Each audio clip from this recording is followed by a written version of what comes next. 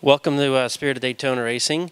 My name is Troy Flis. I am owner-operator of SDR Motorsports, where we run the Spirit of Daytona race team from.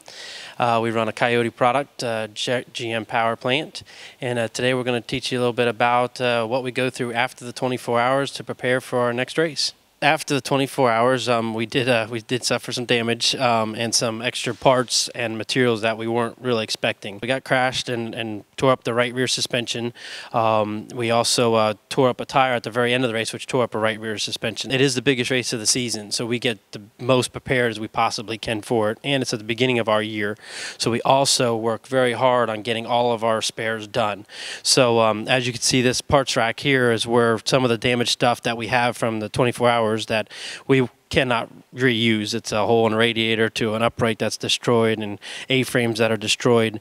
So all those parts are stuff that we would have to either buy to replace and/or repaired or sent back to the manufacturer to get repaired. So we try here at SDR to have at least 3 car sets of everything, so we don't get caught up, especially in the middle of the season when we don't have time between races to wait for parts. Well, here we are 2 weeks after the 24 hours. As you can see, our car is going back together already. We've disassembled all the parts.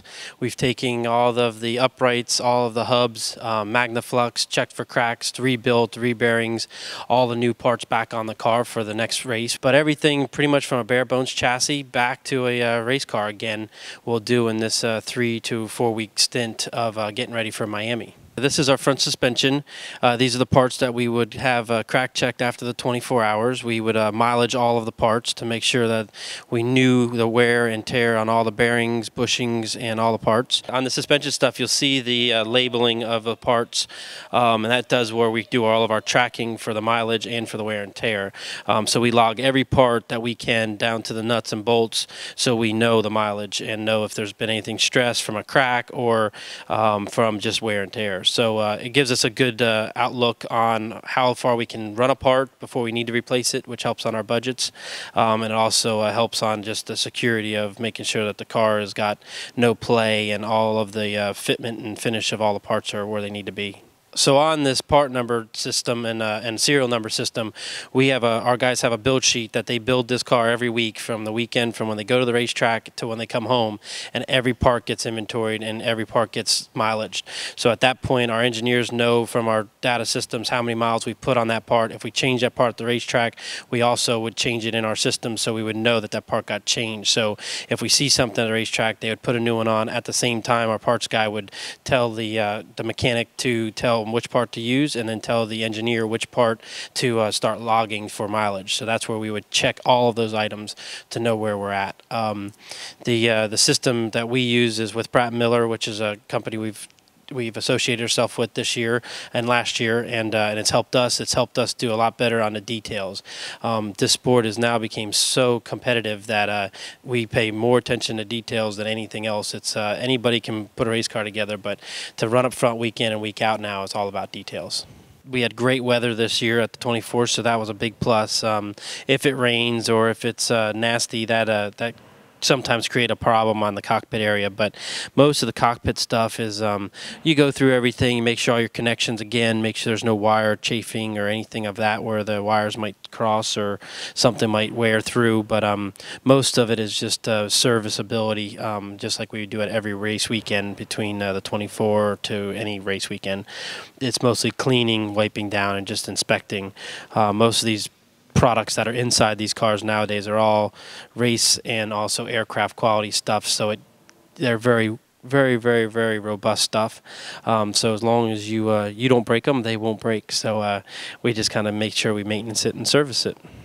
Well, here we are at the back of our car, and as you can see, there's no motor and no gearbox, as well as the front suspension. We do everything the same to the rear suspensions. Our motors are done by ECR out of North Carolina, so we pulled the motor out.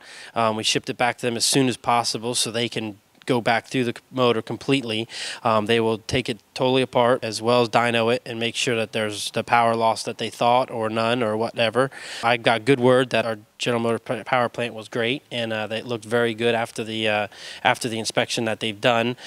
So this is our second week, and they will be shipping our Miami motors down for that, and we'll haul 2 motors with us. One motor will be in the car, and we'll have one as a backup spare for if we had any unseen problems with the race motor. But nowadays, with the rules and regulations, the motors are pretty bulletproof, and they're pretty nice pieces to work with. They're kind of plug and play, and we just hook up to them and put them in the car and start them up and go. So that takes a big deal off of our shoulders, where years ago we had a lot to do with that ourselves.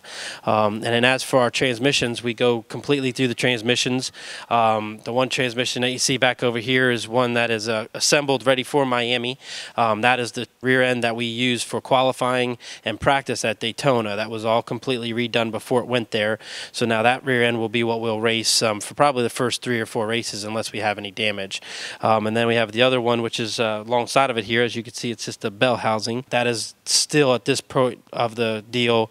That gearbox is going completely through in our in-house. We do all of our own gearboxes and gear changes and axle builds with the IMCO.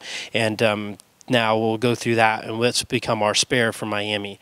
But that process is still in works, and it'll take probably another week before it's completed, and then it'll look just like our race rear end. This is our disassembly area of taking apart all the pieces, all the parts. We'll go through the axles, we'll go through the gearboxes. I've got a guy that I've employed now for probably at least 20 years, and he does all of this critical work for me.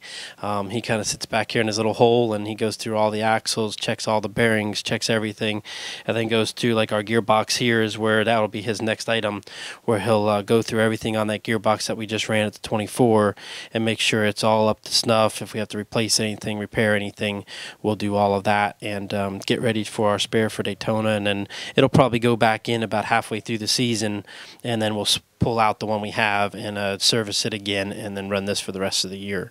Well, that'll conclude our tour here, and a little bit of insight of Daytona prototypes between the 24 hours and Miami. Hopefully get to see you guys out at the racetrack this year at 2011, and come and see us. Hopefully we're up on the podium.